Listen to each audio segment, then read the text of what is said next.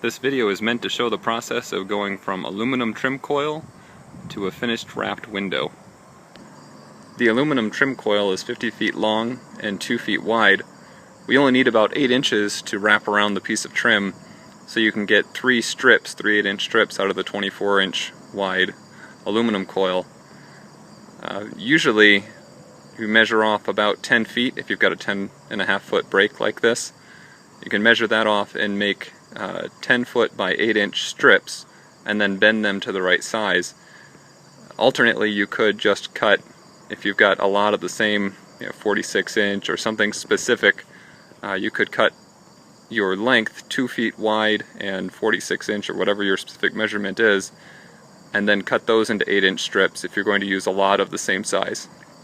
The benefit of doing many of them at about 10 foot is that you can just cut them to the right size when you're out working, installing it on the actual trim. So I've already got a piece that's laid on top of the brake. It's just the remnant that was left over from the last coil I was working with. I also have a box laying on the side on the ground there that I can pull out for the next strips that I'm going to make, pull them out and then cut them. So the first step for me with this piece that's left over is going to be cutting it into 8-inch strips. This brake actually has 2 stops that are built into it. The pieces here that you can adjust the distance on. There's another one down there. You can adjust these so that you can have a common distance. If, for example, I'm using 8 inches a lot, so I set them so that when I put it in, if I'm going to use the blade to cut it, it'll cut at exactly 8-inch for the strips. And then I can get 3 strips out of this piece. So you can either cut using kind of their trim cutter piece like this, or just take a utility knife down that edge, and that works really well as well. This brake has 2 stops that are built into it. These pieces here, you can see one here, it's adjustable, and another one down there on the end. And those can be set to any distance.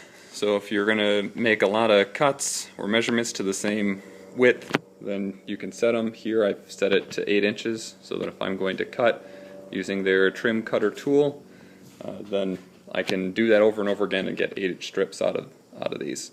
Another method you can use to cut is just measure it out and then use a utility knife. Just run it down the edge of the brake here.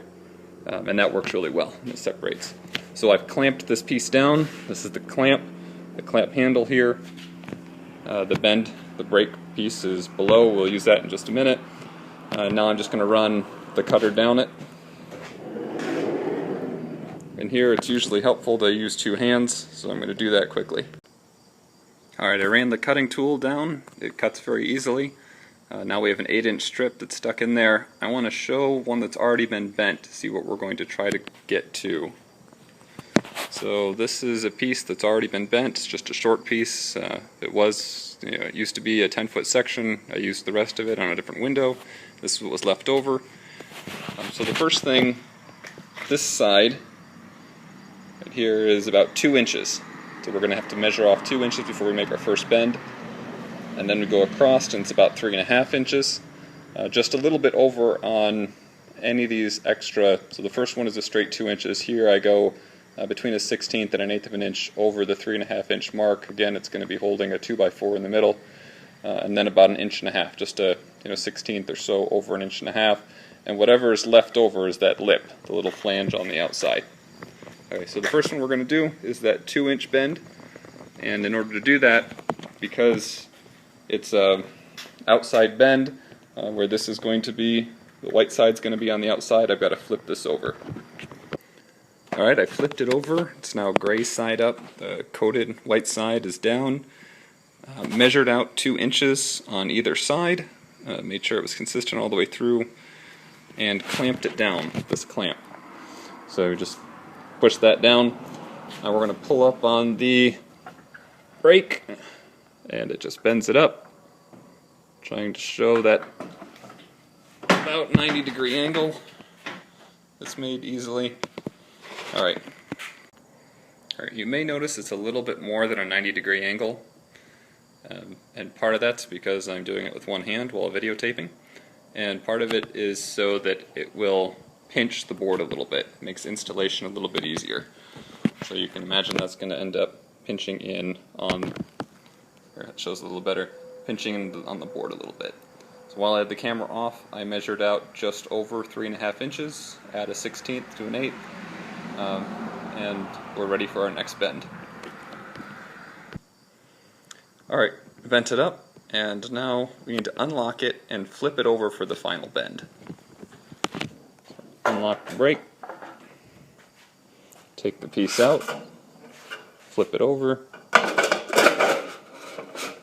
slide it in for the final bend. This piece can be a little tricky. Now obviously you could do it in either direction. You could start with the flange and bend your way in, but this has worked well for me because the 2 inches is important, and that little flange distance, if I'm off on the 8 inches for some reason, if it's 7 3/4 or something, I want to make sure the 2 inches is always 2 inches, but that last little bit on the flange, that doesn't matter. That's why I like to start on the 2-inch side. But obviously you could do it either way. So I'm going to clamp this down and get ready for the next bend. Alright, I set it for just over 1.5 inches, and now we're going to do the final bend.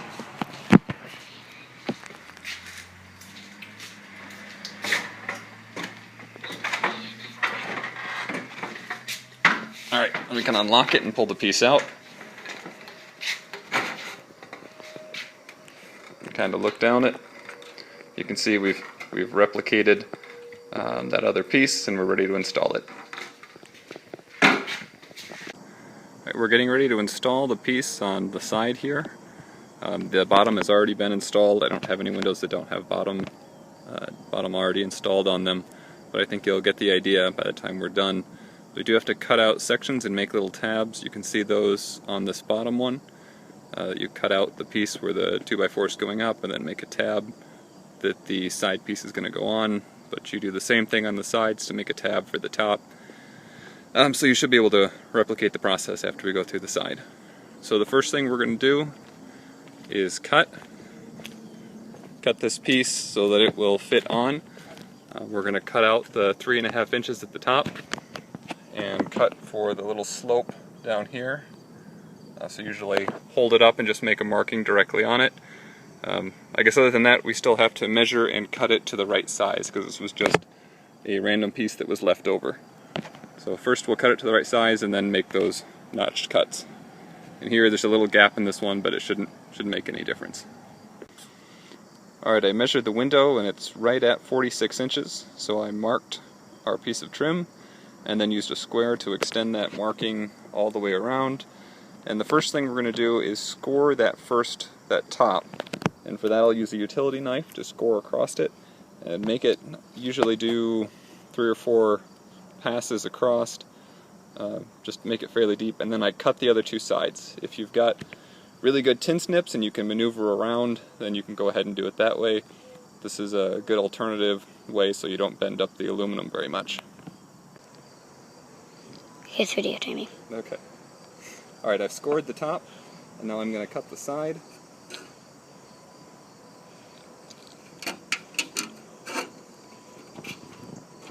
Again, I have trouble with cutting if there are a couple bends in it with the snips, so I usually make a triangle cut, put an extra cut in, and bend this out. It gives me some space.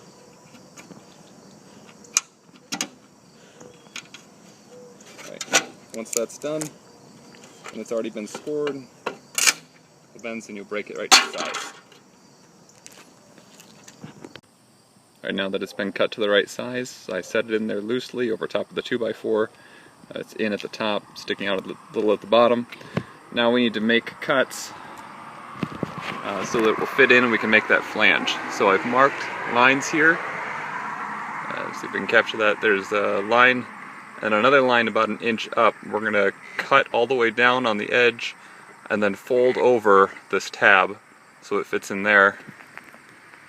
And then on the bottom we'll cut and try to maintain this angle. So we'll do the same kind of thing here and make that cut out and cut along the back. This one thing you can do is cut this side first and then run your utility blade along the back edge of this, where it's the inner of the 90-degree angle. And if you score that a couple times, it will bend out really nicely and you won't have to trim along that line with the snips. And the other one, you could do that, but you can't go all the way down. It's hard to get all the way down to this point because this is still going to be connected, so you wouldn't be able to bend it back and forth to get it out. So I ended up cutting this one and then cutting across there.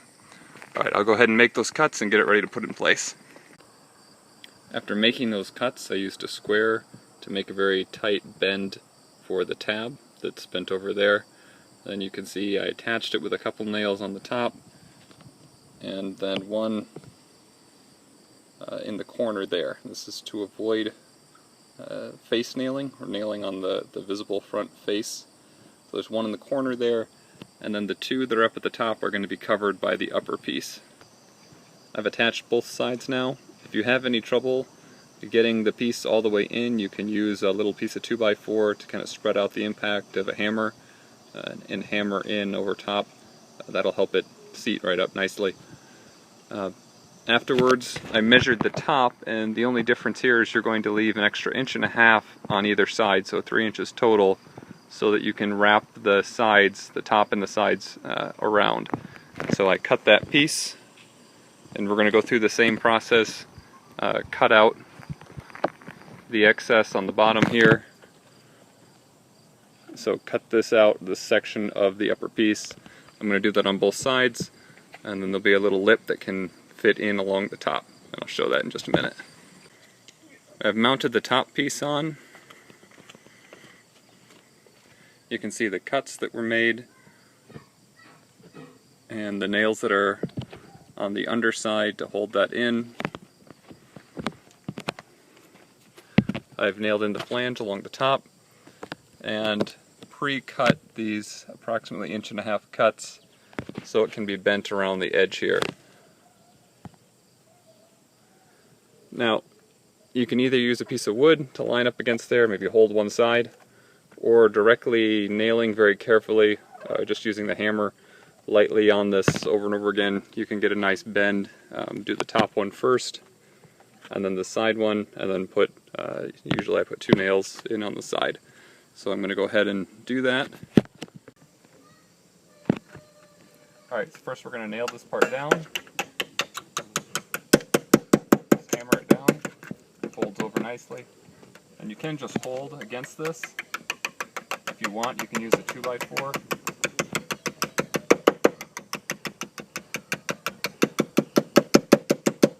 It folds over nicely.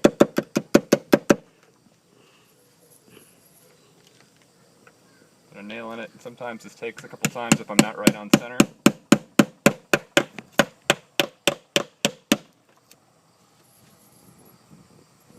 And put another one in.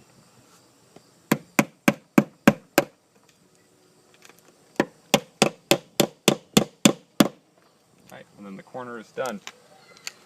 After we do this for the other side, then the window is more or less completed, and we can tape all the way around the window, and it will be done. Ready to receive the siding. That's all.